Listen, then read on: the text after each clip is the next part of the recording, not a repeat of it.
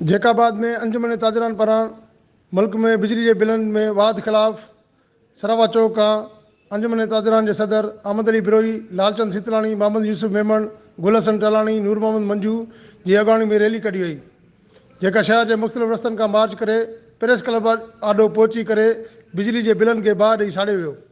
उन मौक़े ते अॻवाननि ख़िताब कंदे चयो त पाकिस्तान जी मैशियत IMF जे कंट्रोल में आहे। मौजूदा सरकार अवाम मथां महांगाई जो एटम बम किराए विधो आहे।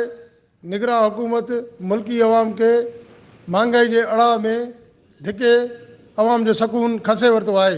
हिननि चयो त मुल्क की तारीख़ में वॾी महांगाई थी वई आहे, जंहिं करे अवाम जो जीअण जंजाल थी वियो आहे।